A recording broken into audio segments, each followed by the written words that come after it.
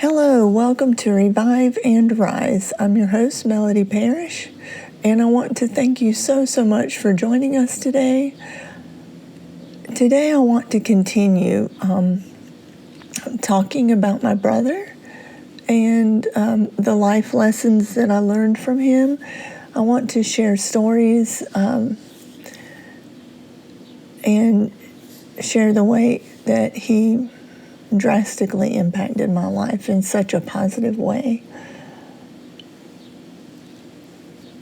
You may hear me pause or my voice crack a little bit, but that's okay, and I'm learning that's okay to show that side of me.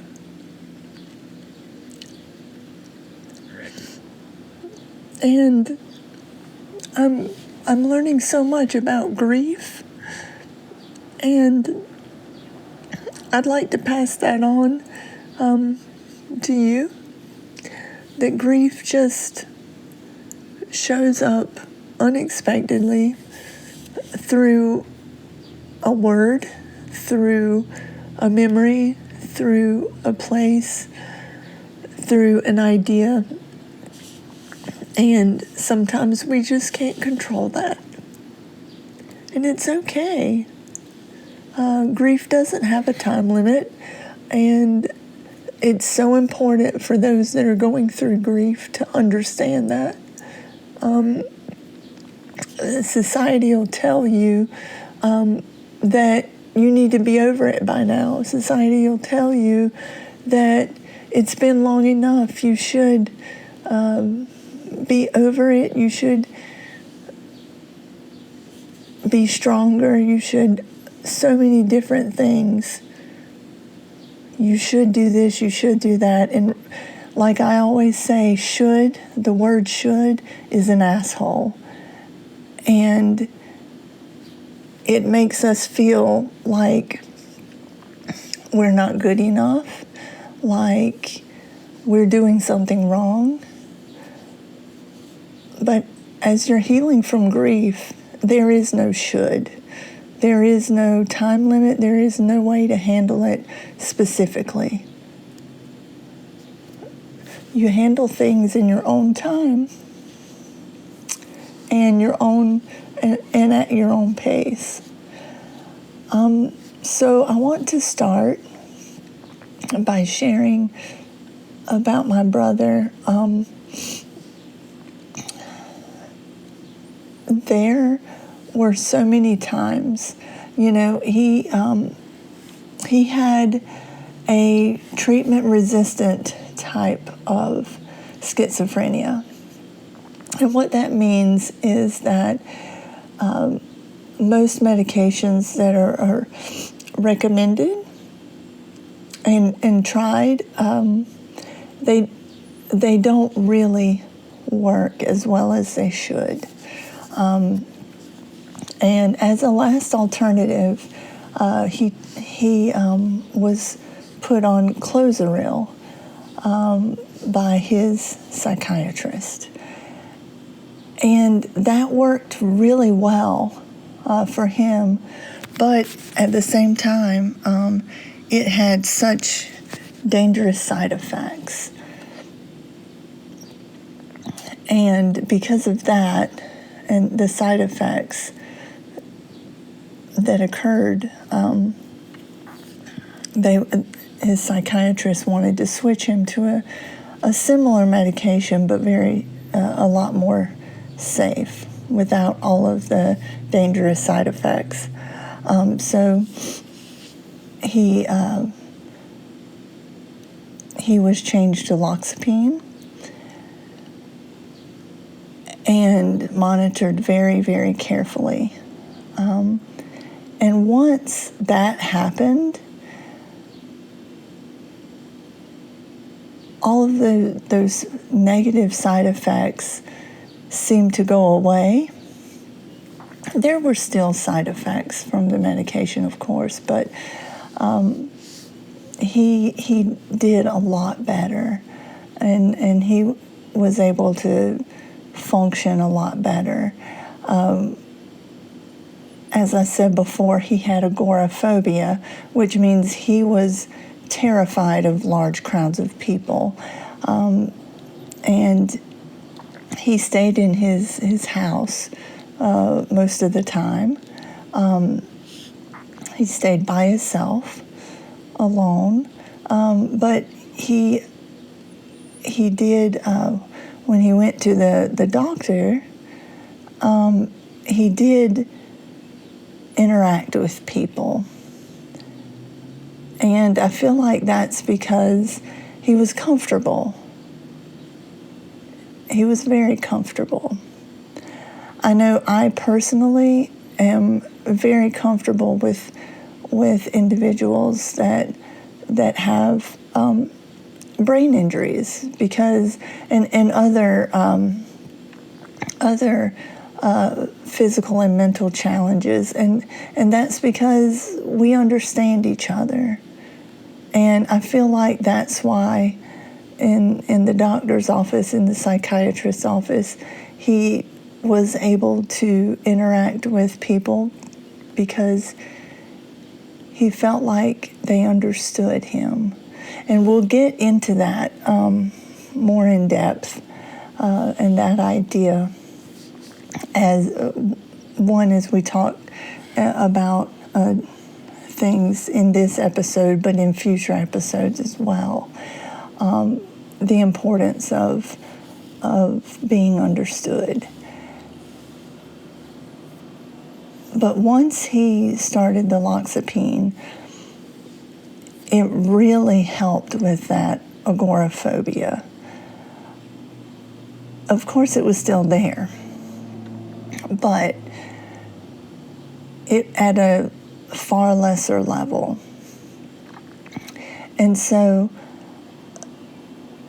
one thing that he would do constantly is whenever he did go out, he would always wave and say hey, wave and say hello to everyone that he saw. It didn't matter who they were, what they looked like, how they treated him. And many people looked at him in negative ways.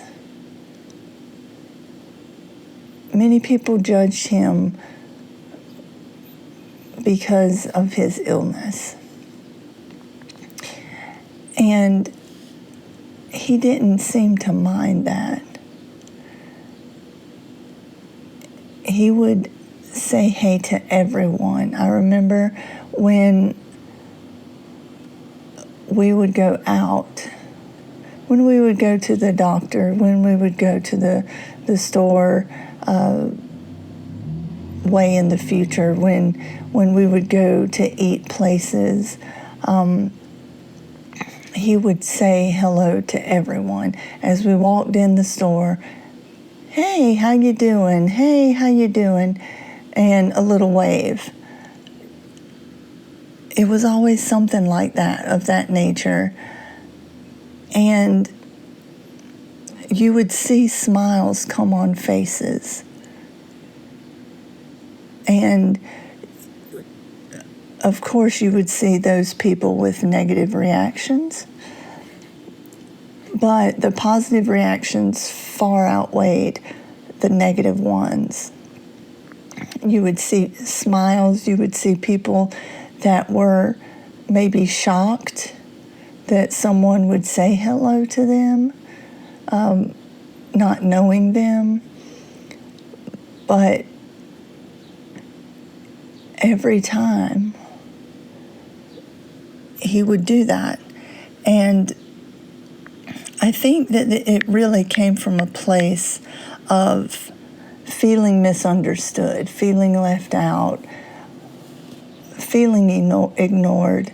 I watched as people would just push him aside or not bother talking to him. They would say hello and then move on, either because he wouldn't know what to say to have a conversation, or he would simply say a few words and that was it. And then he wasn't acknowledged after that. And from that, he knew what it was like. And because he knew what it was like, he didn't want anyone else to feel that way. He never wanted people to feel that way. He started going to church at the Salvation Army Church in West Ashley. And he constantly made sure everyone felt welcome at that church.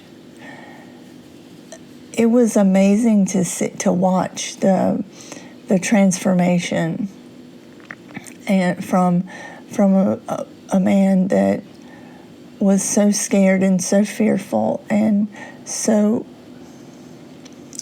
isolated to someone that made sure that no one else felt isolated. I always told him that he would be the best Walmart greeter in the world because he always said hello to everyone, always spoke to everyone. I remember this specific incident where when I was working at Hollings Cancer Center in Charleston, South Carolina, he wanted to see the lab. And so one day I just, I took him and my dad to show them the lab and see where I worked and what I did. And he came in, it was like he was on a parade or in a parade. He waved to everyone. He went down the row of desks of the researchers and he said hello to everyone, waving and smiling and making sure that they all knew that he saw them, making sure that he spoke to everyone, didn't leave anyone out.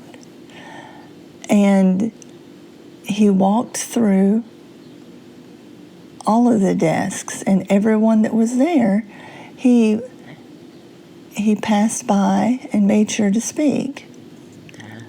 And it was at that point in time that he met one of the researchers that he just began to really look up to and to really bond with, because that person spoke back to him and talked to him and stopped him and talked to him like he was a human being. And that interaction meant so much to him. And it meant so much to me.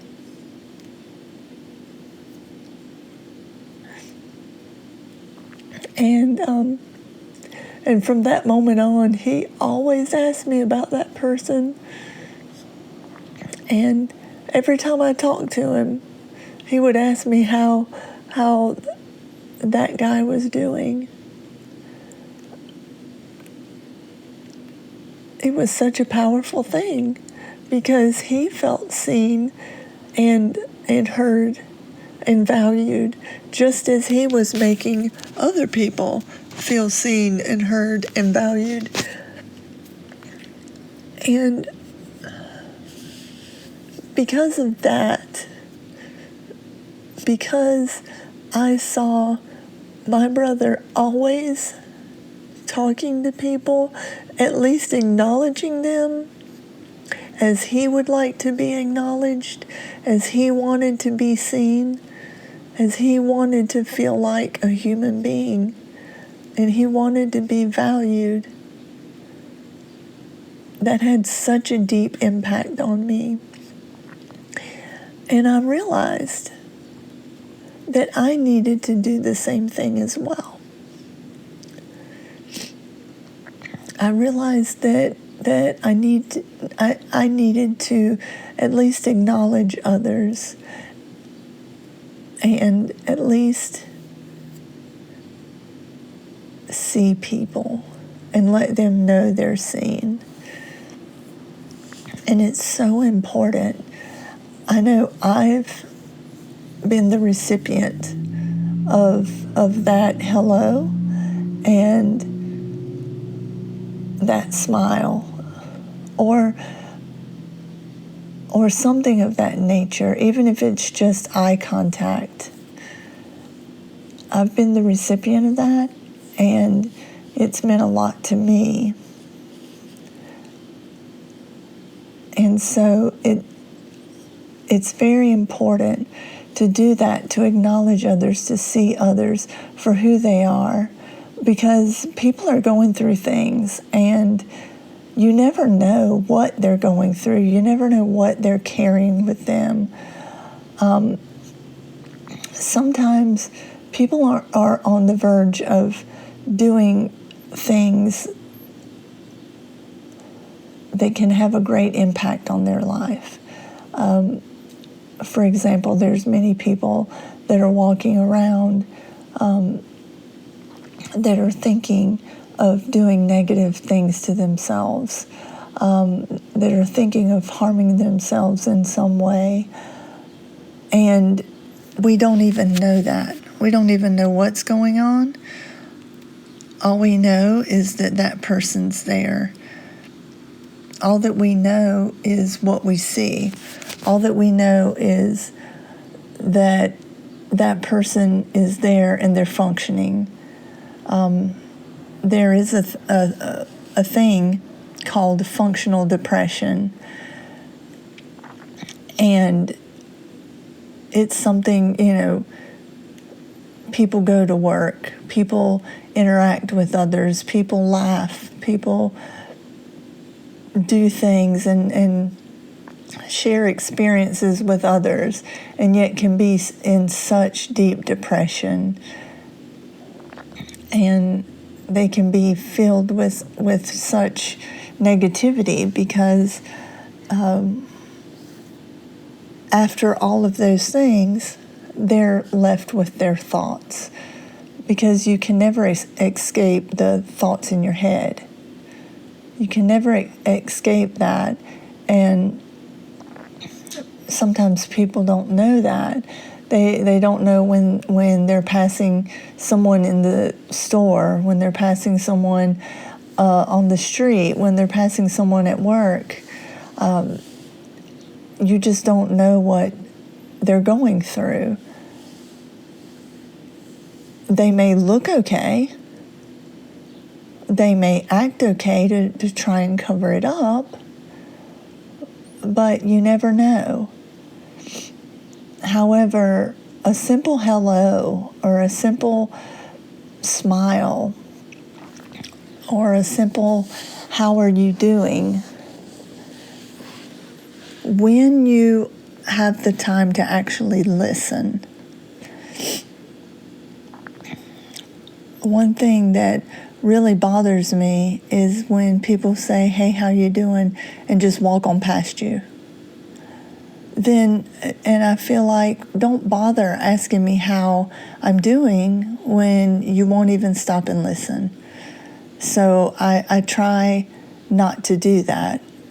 And I try to only ask how you're doing when I have time to listen, or when there's an opportunity for both of us, both parties, to be able to listen. Because I feel like that's important as well. But since we don't know what's happening in people's lives and what thoughts and ideas are going through their mind, we need to be kind to each other and at least say that hello. At least acknowledge a person. I remember when I was in Charleston and I was talking to one of my friends who lived on the streets. I was talking to them and they simply said, in the middle of the conversation, they said, I want to thank you because you actually talk to me and you look at me as a human being and you don't look at me as a problem. They said so many people just look at me as trouble or as a burden and walk on by without speaking, but you actually take the time to speak to me, and I really appreciate it. And that had such an impact on me, and I thought of my brother so much. I thought, wow, I'm having a positive impact on a person simply because I said hello and I stopped to listen. And who knows what that impact will have on the person. Who knows what that'll do. But it happened. And because of that, something beautiful will happen, and I know it. And all of that came from him. You know, as people, as human beings, we need to be seen. We need to feel like we're heard, like our opinion matters. We have that need to be recognized. And I know personally that how important that is. I remember in my various struggles, my various physical struggles, I felt like a burden, and I felt like I was broken and something was really wrong with me. I felt like, you know, I wasn't good enough, and there were so many things that I just couldn't do. And I remember the people that would acknowledge me. I remember the healthcare workers that would come and simply talk to me and how that made me feel. I remember that feeling of just being seen as a human being. And I feel like so many times in this world, in our society now, it's rush, rush, rush. I have to do this, I have to do that. I'm so busy that sometimes we miss those opportunities, and sometimes we miss those moments that could be so special and could be life-changing. I've met so many people under so many different circumstances, and I'm forever grateful for them allowing me into their lives and into their private and personal moments. And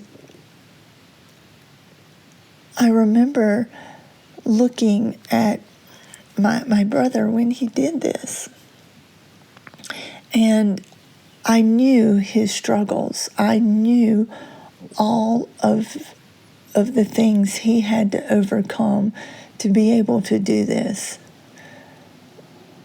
You know, I knew the anxiety he was going through and the panic that he was having. I knew all of those things. I would see him shake. I would see when he waved at people, I would see his hands tremble. You know, I knew all of these things, and I saw him do it anyway.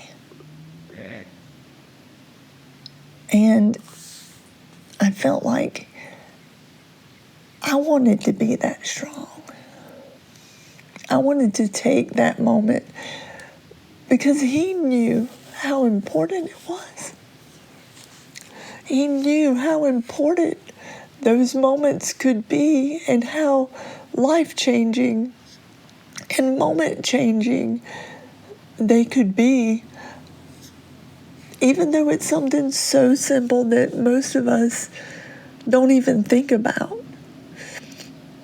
People pass by others and they don't even look at them. They're just so focused on what they have to do and what they have to be, and they don't even notice people that are right in front of them. And, I remember walking down the streets of these big cities, and people are walking in a straight line. People are walking right by you. People are not even looking at you. And they don't even notice you. They don't even acknowledge because they're in such a hurry. They're so busy. And one thing I've learned is to pause, to see other people, to take that moment.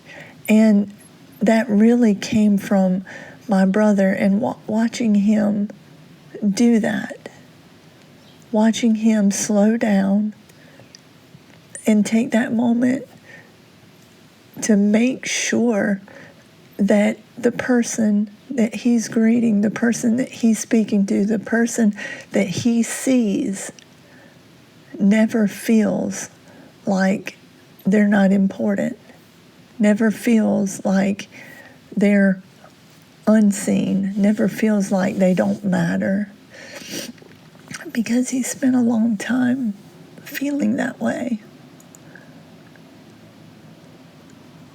And to him, it didn't matter whether he was uncomfortable. It didn't matter whether he was struggling. The only thing that mattered was that person that he was saying hey to. And he literally would go back and forth, turn and say hey and wave and say hello and wave and smile, and to everyone. Even if there were people all around, it didn't matter. He would take the time to speak to everyone. And that's something that I carried with me for many, many years. That was something that I've learned from him, and watching him and his struggles and the things that he went through.